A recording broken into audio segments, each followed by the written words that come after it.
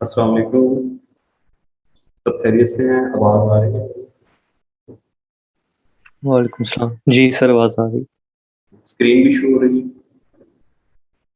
Yes sir.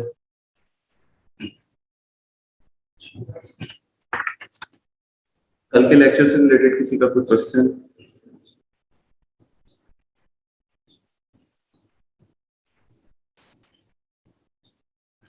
कल हम last में मैंने क्वेश्चंस दिए थे करने के लिए। आइए इसको हम डिस्कस करते हैं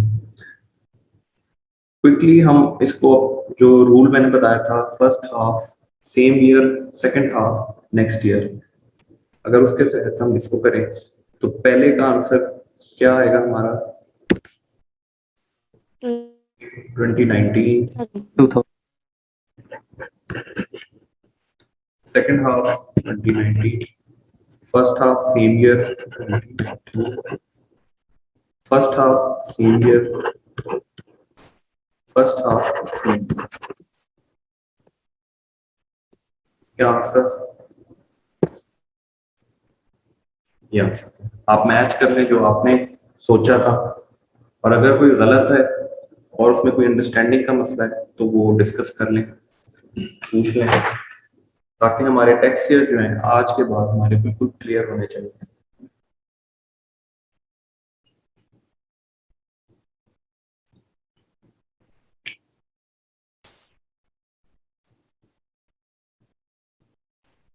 पहले तीन टेक्स्ट ईयर 2019 है और बाकी दो जो है टेक्स्ट ईयर 2016। ये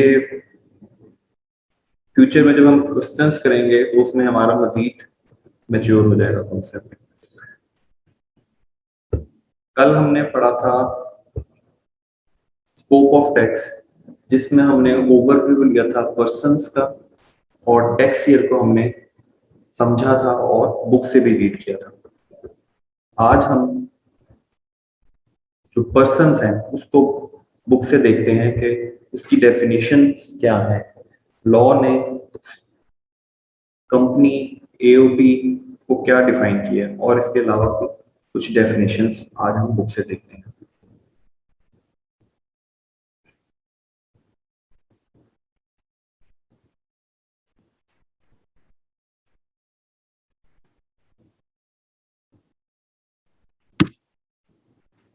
पर्सन की डेफिनेशन जैसे बताया था सेक्शन 2 के अंदर सारी डेफिनेशन होती हैं, और अगर वो कोई डेफिनेशन किसी और सेक्शन में बताना चाहे तो वो सेक्शन 2 के अंदर रेफर कर देता है कि इसकी वर्ड की डेफिनेशन जो है वो वही होगी जो सेक्शन 80 या सेक्शन XYZ के अंदर लिखी है।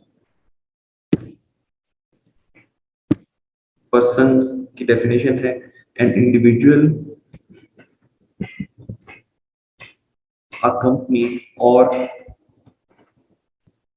association of persons incorporated, formed, organized or established in Pakistan or elsewhere.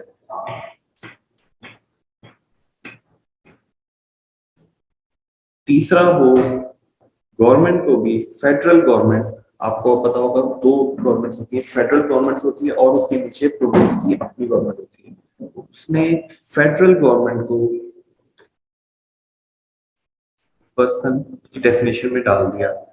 Federal government से मुराद फेडरल गवर्नमेंट के इदारे हैं, क्योंकि उसने कुछ प्रोविजन जो है जैसे विद होल्डिंग वगैरह वो उसने गवर्नमेंट के इदारों पे भी लगानी थी, इसलिए उसने उसको अपने स्कोप के अंदर लाने के लिए पर्सन की डेफिनेशन में डाल दिया। Federal government, foreign government, political sub division of foreign government, और पब्लिक इंटरनेशनल ऑर्गेनाइजेशंस। ये कौन सी होती हैं? ये वो ऑर्गेनाइजेशन होती हैं जो दो मुल्क या ज्यादा, दो से ज्यादा मुल्क जो हैं वो मिल के कोई ऑर्गेनाइजेशन बनाते हैं, जैसे बैंक ऑफ इंटरनेशनल सेटलमेंट है या यूनाइटेड नेशंस है। ये पब्लिक इंटरनेशनल ऑर्गेनाइजेशंस कहलाती हैं। लेकिन जो हमारा मोस्टली आला बढ़ेगा क्वेश्चंस के अंदर वो individual, company or AOP.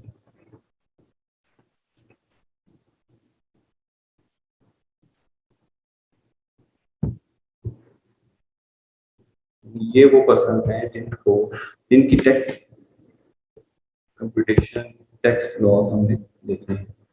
अब देखते हैं एओपी को वो क्या डिफाइन करता है law. Association of persons includes a firm, a Hindu undivided family, any artificial judicial person, and any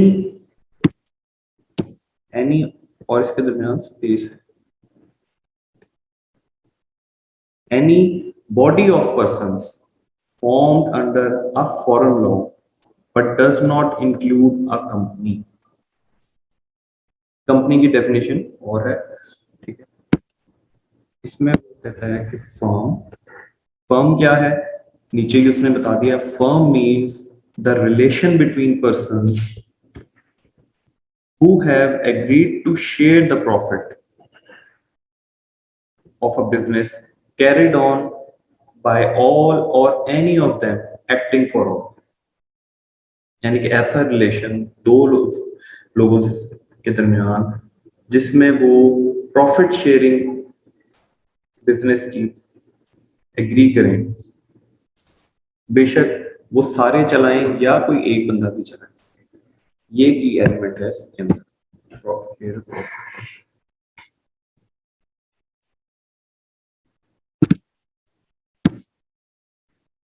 फिर फर्म के बाद आ जाता है Hindu undivided families.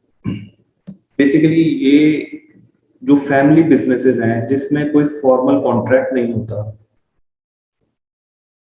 Family members के दरमियान आपस में ही कोई फैमिली बिजनेस जो है वो चल रहा होता है, उसमें शेयरिंग होती है, उसको कैटर करने के लिए उन्होंने हिंदू अनडिवाइडेड फैमिली रखा है। इसमें कंडीशन हमें इसकी लीगल जो इंडियन लॉ है दूसरी जगह से हमें मिलती है कि इसमें इंसेस्टर्स का सेम होना जरूरी है।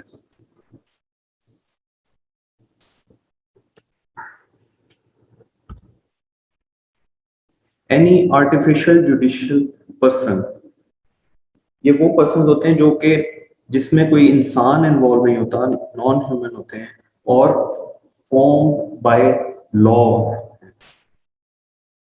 इनको लॉ जो है अपने किसी प्रोविजन के तहत क्रिएट करता है, उसको आर्टिफिशियल जुडिशियल पर्सन है। And any body of persons formed under foreign law.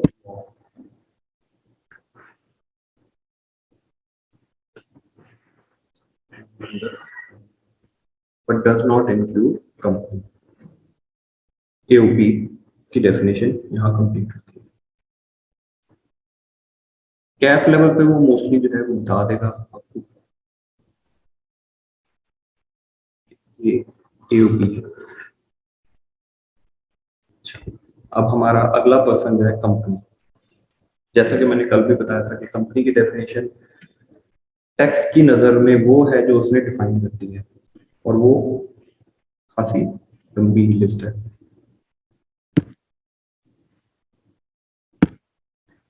Company means a company as defined in the company ordinance.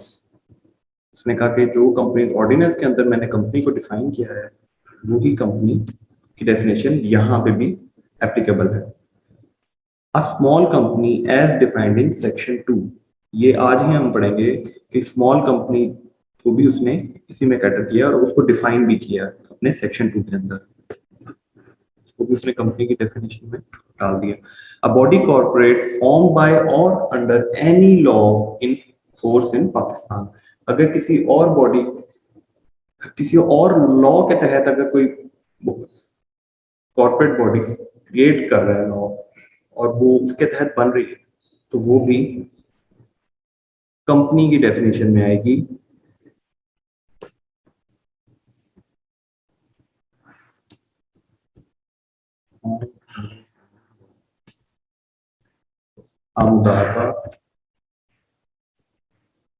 A body incorporated by or under the law of a country outside Pakistan relating to incorporation of companies। अगर बाहर कोई company, कोई भी body incorporate हो रही है किसी law के तहत, तो वो भी पाकिस्तान के अंदर कंपनी की डेफिनेशन के अंदर ही आएगी।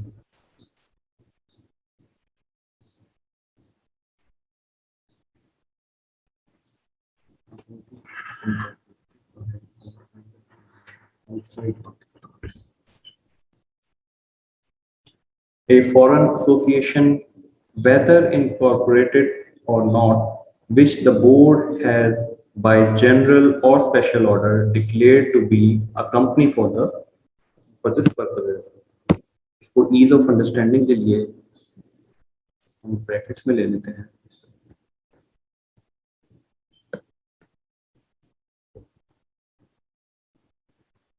अब अगर हम इसको एक वन लाइनर पढ़ें, a foreign association which the board has declared to be a company for the purposes of this ordinance, यानी कि जो हमारा बोर्ड है एफबीआर, वो किसी को डिक्लेयर कर दे कंपनी, तो वो भी कंपनी की डेफिनेशन के अंदर fall करेगी।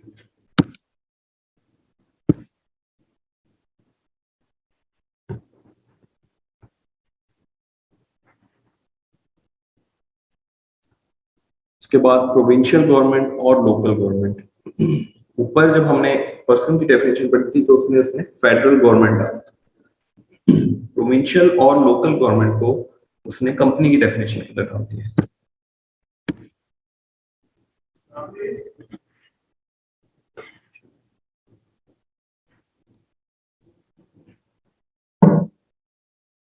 A cooperative society, a finance society और अदर सोसाइटी, इसकी भी हम डेफिनेशन भी चल के पढ़ते हैं। A नॉन प्रॉफिट ऑर्गेनाइजेशन, इसको भी डिफाइन किया हुआ लॉ है, अभी हम आज देख लेते हैं। A trust, an equity or a body of persons established or constituted by or under any law for the time being in force. Sir जी सर अगर कंपनी की डेफिनेशन आ जाए तो हमें ये सारे पॉइंट्स लिखने पड़ेंगे? जी, अगर वो आपसे बिल्कुल रिप्रोड्यूस करवाता है कंपनी की डेफिनेशन, तो ये सारे पॉइंट्स लिखने पड़ेंगे आपको। ठीक हो गया।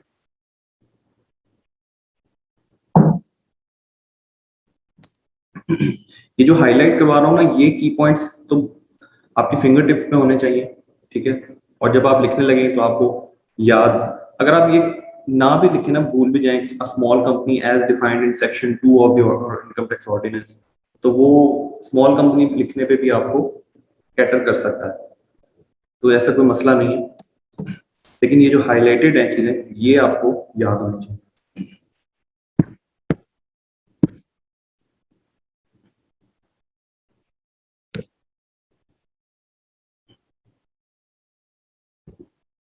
और वो इसके कुछ प्रैक्टिकल क्वेश्चन भी बना के दे सकता है आपको, सिनेरियो बना देगा और वो कहेगा कि ये कंपनी की डेफिनेशन में फॉल करता है कि नहीं करता, या कोई भी डेफिनेशन के अंदर ये चीज फॉल करती है कि नहीं करती। उसके लिए फिर आपको उस डेफिनेशन की कॉन्सेप्चुअल अंडरस्टैंडिंग अगर होगी तो ही आप उसको एक्सप्लेन कर सकेंगे।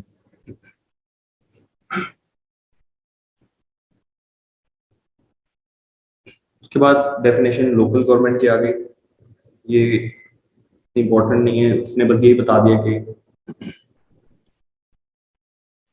shall local government shall have the same meaning as in the Punjab government ordinance, same local government ordinance, और बलूचिस्तान, इसने रेफर कर दिया उन ऑर्डिनेंसेस की तरफ। अच्छा, अगली डेफिनेशन ट्रस्ट की जो है, इसमें मैं आपको बताता हूँ कि लॉ जब कॉम्प्लेक्स हो जाए तो आपने उसको किस तरह तोड़ के समझना होता है।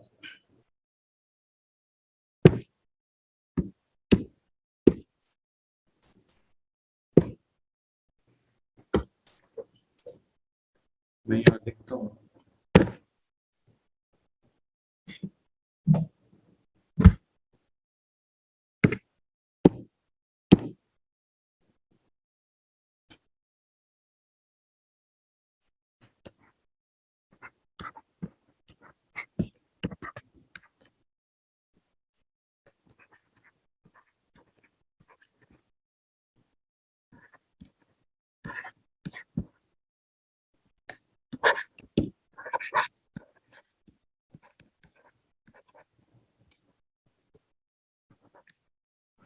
आप इतनी देर जो है वो डेफिनेशन को जरा एक नजर मार लें, तो उसके बाद इधर देखिए।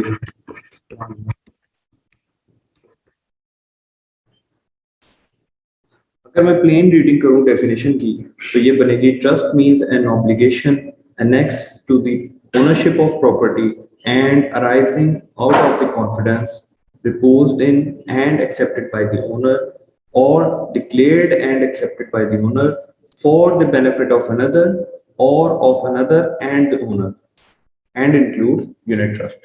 ठीक है, इसको हमने इस तरह ब्रेक किया है। Trust means an obligation annexed, ये मैं इधर से पढ़ रहा हूँ, obligation annexed to the ownership of property and the obligation arising out of the confidence reposed in and accepted by the owner or confidence declared and accepted by the owner। यहां तक एक बात वो कर रहा है, उसके बाद एक और कंडीशन है, for the benefit of another और अनदर एंड द ओनर। यानी कि अब आसान हो गया अगर आप इसको समझें हम, कि ये एक ऐसी जिम्मेदारी है जो किसी प्रॉपर्टी की ओनरशिप के साथ मुंसलिक है, और ये जो ओनर है इसको, इस जिम्मेदारी को एक्सेप्ट करे, और इस प्रॉपर्टी का जो बेनिफिट है वो किसी और बंदे के लिए हो या किसी और बंदे या ओनर के लिए हो। ठीक है, अब इससे हमें क्या पता चल रहा है, इसमें जो की पॉइंट है,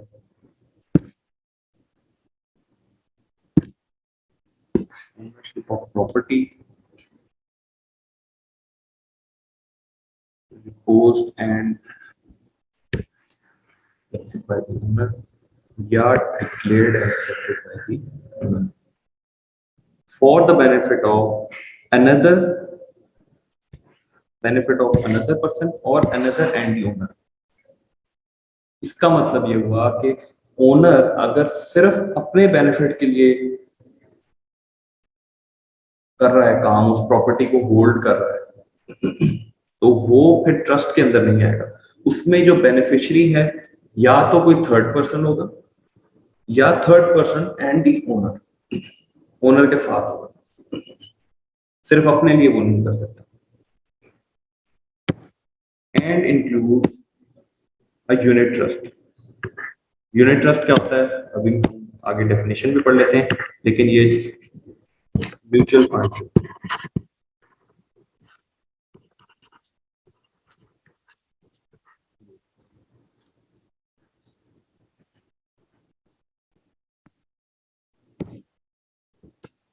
तो जब डेफिनेशन आएगी उसमें पहला की पॉइंट हमारा next to the ownership of property, and दूसरा हमारा important point arising out of the confidence reposed in and accepted by the owner और declared and accepted by the owner. यानी कि ओनर ने कॉन्फिडेंस या कोई अपनी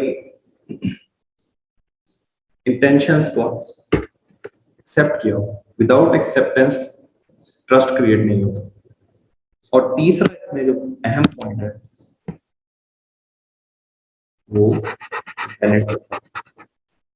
ये 3 पॉइंट्स हैं ये ट्रस्ट की डेफिनेशन में अहम है।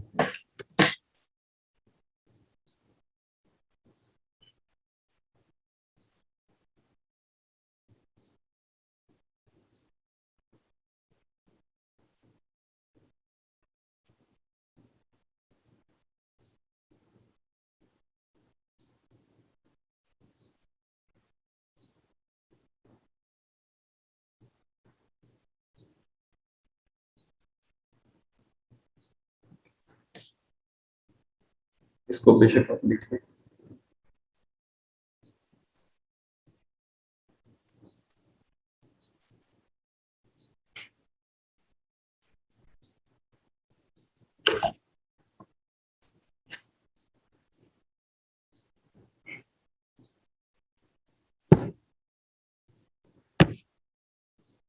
किसी ने ना लिखा हो तो बताते हैं।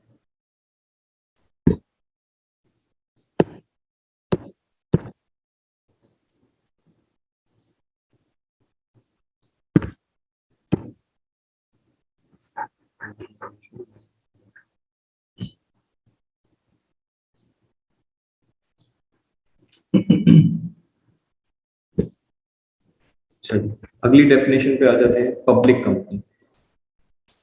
पब्लिक कंपनी को टेक्स्ट ने क्या डिफाइन किया है?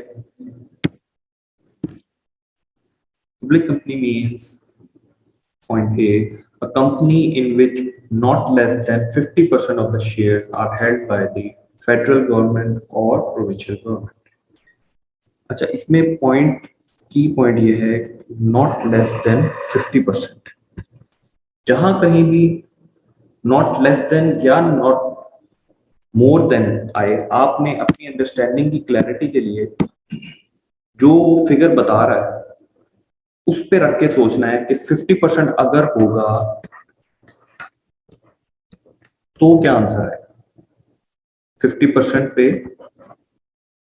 यस आंसर है। नॉट लेस देन यानी कि 49 अगर होगा वो लेस देन 50 है। 50% itself is not less than 50। Examiner जो है वो आपको इसी चीज से ट्रिक करता है। 50% दे देगा, कुछ लोग उसको यस करेंगे, कुछ लोग नो करेंगे। And by the ease of understanding के लिए मैं इसको मेमोरी में गवर्नमेंट लिखूंगा। Similarly, point B, a company in which not less than 50% of the shares are held by the foreign government or a foreign company owned by a foreign government.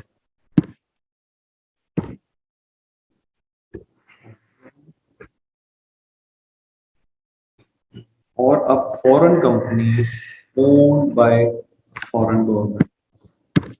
सबसे अहम point, बहुत अहम point है, owned। इसका क्या मतलब है? 100%। 100%।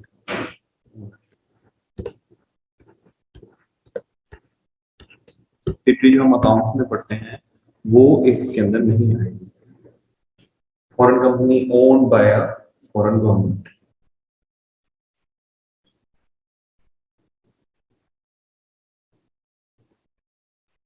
Point C, a company whose shares were traded on a registered stock exchange in Pakistan at any time in the tax year and which remained listed on that exchange at the end of that year. दो conditions में बता दी and ये दोनों चीजें meet होनी चाहिए। पहला ये shares were traded on the stock exchange at any time. Any time.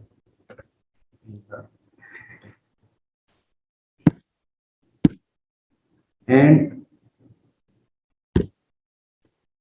remained listed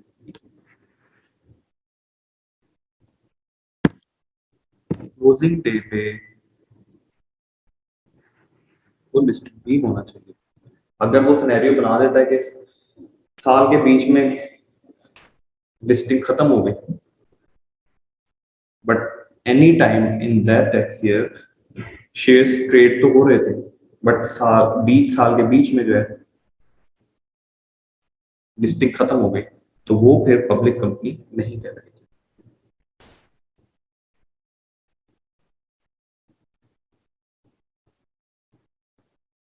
तीसरा point, a unit trust whose units are widely available to the public and any other trust as defined in the Trust Act। दो चीजें बता दी उसने। Unit trust मैंने जैसे बताया था, अभी आगे हम बल्कि डेफिनेशन पहले पढ़ लेते हैं। Unit trust means any trust under which beneficial interests are divided into units such that the entitlements of the beneficiaries to income or capital are determined by the number of units held। इसकी सबसे बड़ी example mutual funds है। उसमें क्या होता है कि वो यूनिट्स बना देते हैं और मार्केट के अंदर वो यूनिट्स जो है पब्लिक को सेल किए जाते हैं। पब्लिक लेट्स सपोज 100 रुपीज का एक यूनिट खरीदती है और वो पैसे जो है वो म्यूचुअल फंड्स की जो मैनेजमेंट है वो आगे उसको इन्वेस्ट करती है डिफरेंट जगह पे, और जो भी प्रॉफिट आता है वो यूनिट्स की शक्ल में, units units its units are like shares, जिनके पास यूनिट्स होंगे वो यूनिट होल्डर्स होंगे, वो बेनिफिशियरीज होंगे, वो जो इनकम कमाएगा म्यूचुअल फंड वो उन यूनिट होल्डर्स को as a dividend as income उनको पे कर देगा। और अगर पे नहीं भी करेगा तो वो म्यूचुअल फंड जो है वो अपने अंदर होल्ड करेगा, उसकी अपनी वैल्यू बढ़ेगी, और वो वैल्यू बढ़ने से जो यूनिट्स की प्राइस है वो इंक्रीज करती है।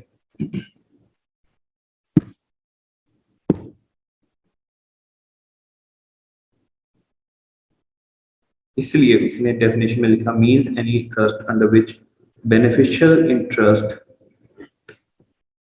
Are divided into units such that the entitlements of the beneficiaries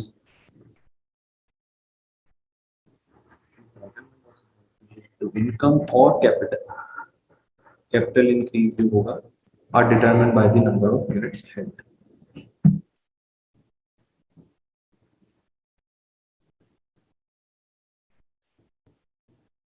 So जो हमारा पब्लिक कंपनी का पॉइंट डी है, a unit trust whose units are widely available to the public, यानी कि वो सारे यूनिट्स हैं वो पब्लिक की पहुंच में हो, पब्लिक उनको खरीद सकती हो, पब्लिक इंटरेस्ट उसमें भी शामिल हो जाता है, and any other trust as defined in the trust act.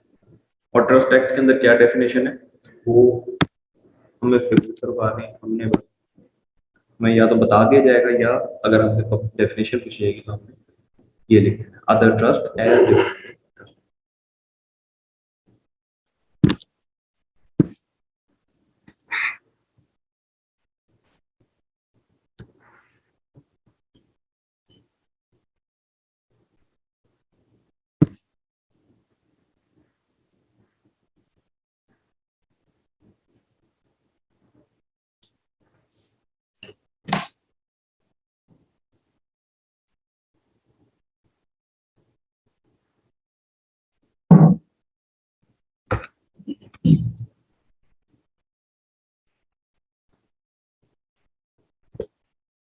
ठीक है जी, कोई क्वेश्चन किसी का?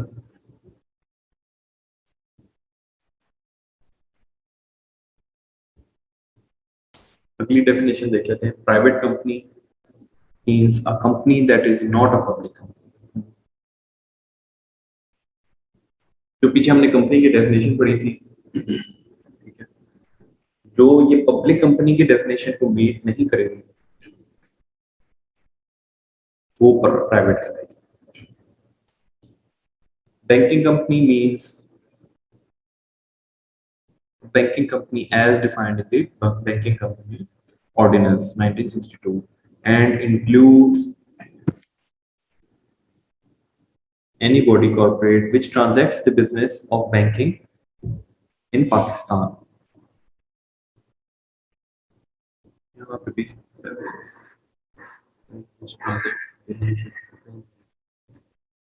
पहला as defined in Banking Ordinance, दूसरा a body corporate which transacts the business of banking in Pakistan। ठीक है, ये बैंकिंग कंपनी के स्पेशल रूल्स होते हैं, स्पेशल पूरा स्केड्यूल लेके उन्होंने सेपरेट बनाया हुआ है, उसके लिए उन्होंने ये डेफिनेशन डाली है। आप बस इसको याद कर लीजिए अगर वो इनकेस पूछता है 2 नंबर से।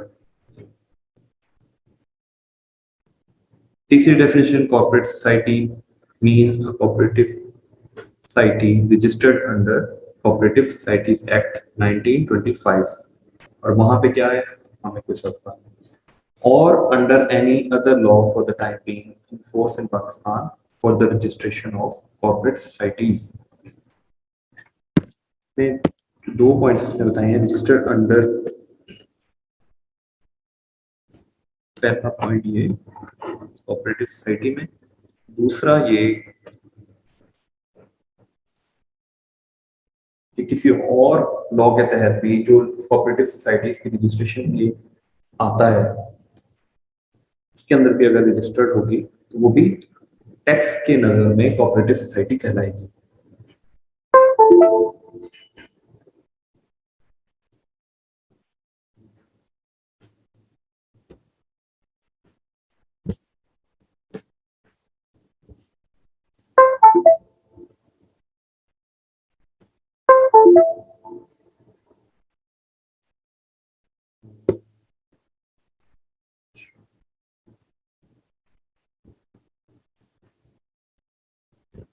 इनमें से जो मैंने अभी पीछे पढ़ाई है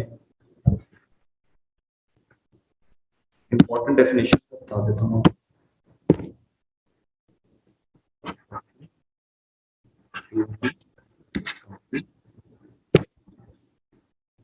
ट्रस्ट, पब्लिक कंपनी, इसका तो वो सिनेरियो ही बना, सिनेरियोस बना देता है। ये भी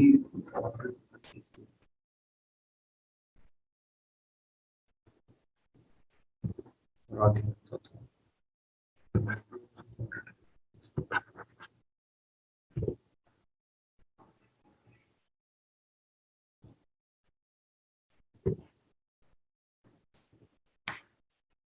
अगली definition finance society.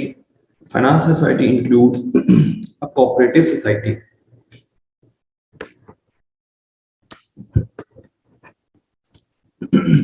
which accepts money on deposit or otherwise for the purposes of advancing loans or making investments in the ordinary course of business। यानी कि जो पैसों का लेन देन करेगी, डिपॉजिट्स लेगी और आगे लोगों को एडवांस देगी फॉर पर्पस, जाहिर है उसका purpose profit and interest earning होगा, लेकिन ना भी हो तो भी वो डेफिनेशन कहते फॉलो करेगा विच एक्सेप्ट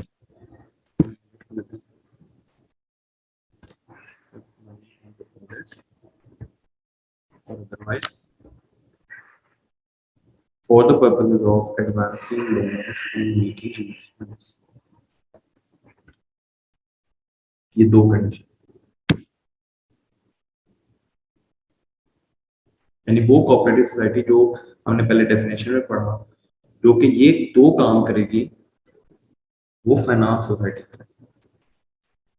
ठीक है, ये डेफिनेशन की हद तक इम्पोर्टेंट है। Finance society, cooperative society, banking.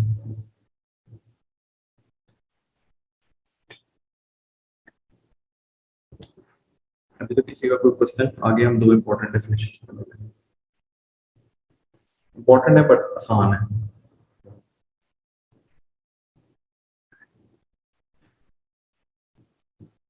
अच्छा, आगे हम पढ़ते हैं नॉन प्रॉफिट ऑर्गेनाइजेशन की डेफिनेशन।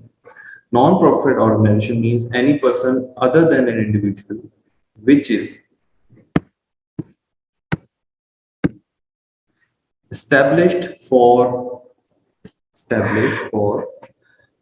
किन पर्पसेस के लिए? रिलीजियस, एजुकेशनल, चैरिटेबल, वेलफेयर और डेवलपमेंट पर्पसेस और for the promotion of amateur sport. ये कितने हो गए हमारे? 2 3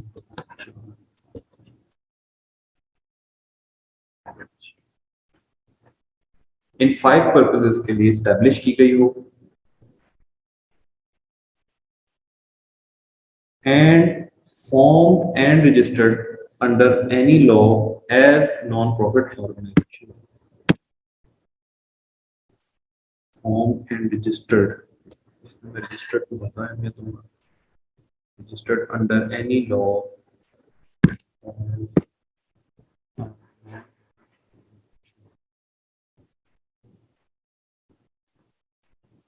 and तीसरी कंडीशन है approved by the commissioner for specified period on an application made by such person in the prescribed form and manner accompanied by the prescribed documents and on requisition such other documents as may be required by the commissioner। इसमें अभी मैं इसको हम इसको bracket में ले लेते हैं। अभी सिर्फ हम समझने के लिए एनपीओ की डेफिनेशन के लिए, आगे तो उसने कुछ कंडीशन बता दी ना अप्रूवल की।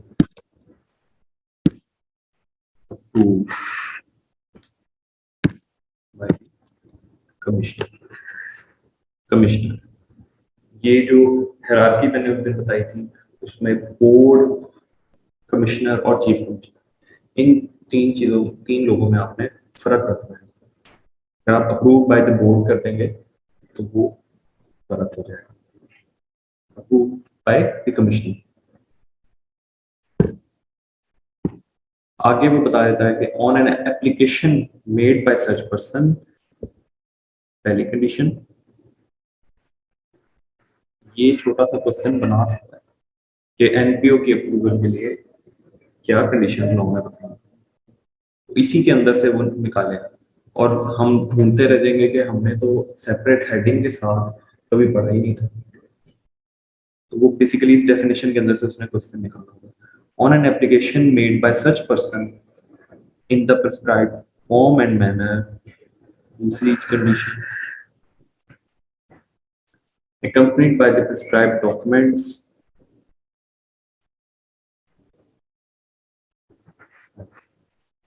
and on recognition such other documents as may be required by the commissioner।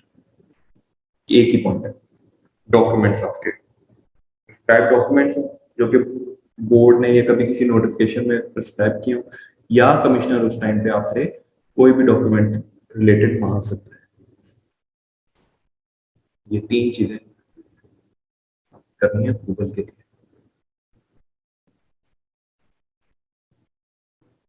चौथी कंडीशन भी वो नीचे बताया। एंड चौथी कंडीशन एनपीओ की डेफिनेशन, एनपीओ होने के लिए and none of the assets of such person are available for private benefit to any other person। Private benefit नहीं होना चाहिए, वो पब्लिक बेनिफिट होना चाहिए, पब्लिक आवाम के लिए कर रहे हैं। जैसे ये यूनिवर्सिटीज वगैरह बनती हैं, तो ये ना हो कि सिर्फ ओनर्स या एक खास जो कोई पॉलिटिकल पार्टी हो या उनके बच्चों को सिर्फ पढ़ाने के लिए बना रहे हो, या कोई ऐसा रिलीजियस वो इंस्टीट्यूट जो सिर्फ एक खास खित्ते को जो है बेनिफिट्स दे, ऐसा नहीं है। Private benefit any other person नहीं होना चाहिए। तो ये जो येलो चार चीजें हैं, ये इसके की पॉइंट्स हैं जब वो डेफिनेशन मांगेगा, और अगर 4 नंबर की होगी तो वो ये 4 पॉइंट्स आपके ढूंढ रहा होगा आपके।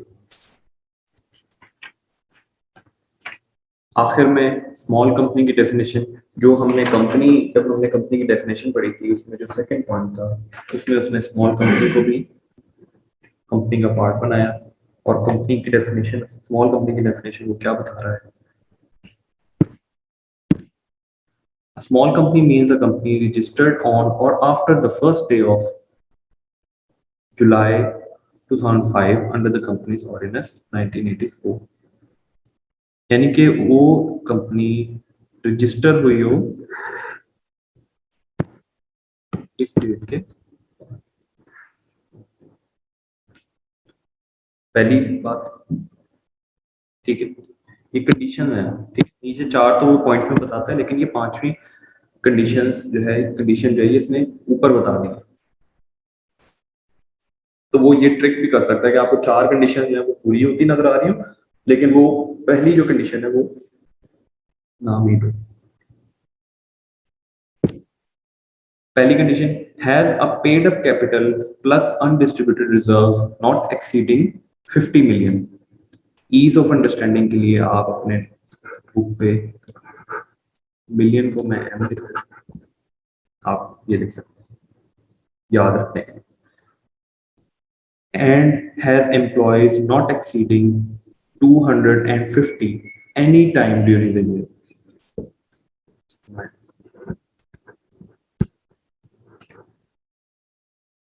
एंड जब आपने पढ़ना है तो ये देख लें, यहाँ पे तो कॉमा लगाया लेकिन इसने यहाँ पे एंड लगा दिया। तो आपने जब पढ़ना है, और एंड में जमीन आसमान का फर्क होता है लॉ में, तो आप किस पहले पॉइंट के साथ भी एंड पढ़ सकते हैं ताकि आपको याद रहे कि ये तीनों चारों कंडीशंस इकट्ठी मीट होनी चाहिए। And has annual turnover not exceeding 250 million rupees.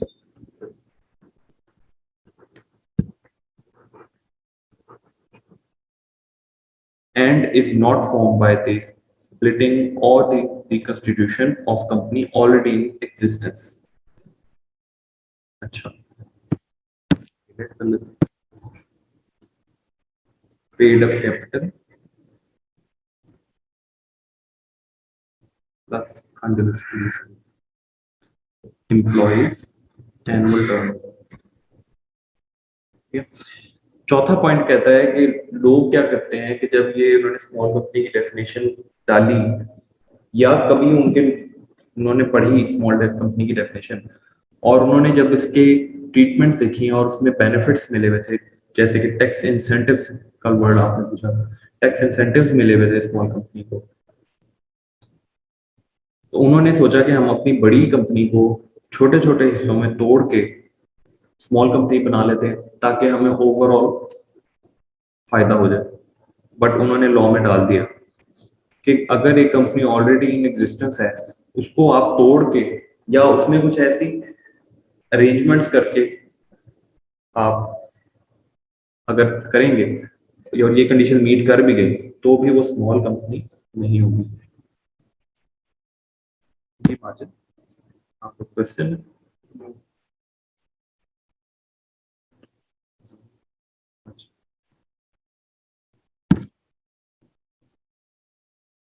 not formed.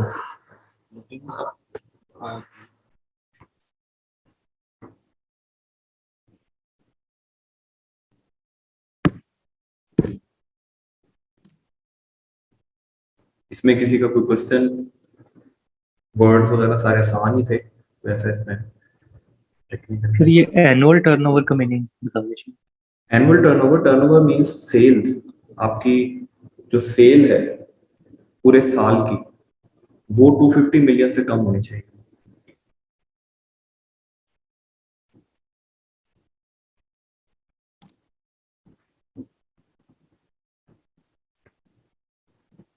Paid up capital plus undistributed reserves, जो आपके इक्विटी के अंदर रिजर्व्स पड़े होते हैं तो आपने अर्न किए होते हैं. पेड अप कैपिटल और वो रिजर्व ऐड करके वो 50 मिलियन से ज्यादा नहीं होने चाहिए.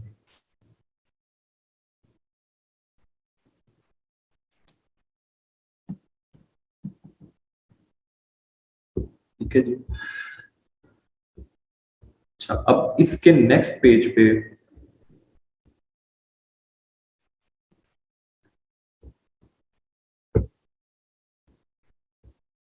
ये एक्सरसाइज है, ये आपने करके आनी है और सोल्यूशन आपने नहीं देखना.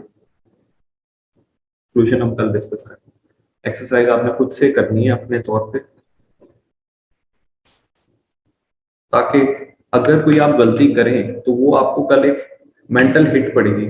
अगर आप आंसर देख के समझ लेंगे तो वो हिट नहीं पड़ेगी मेंटल, और आपको फिर वो पॉइंट याद नहीं रहेगा.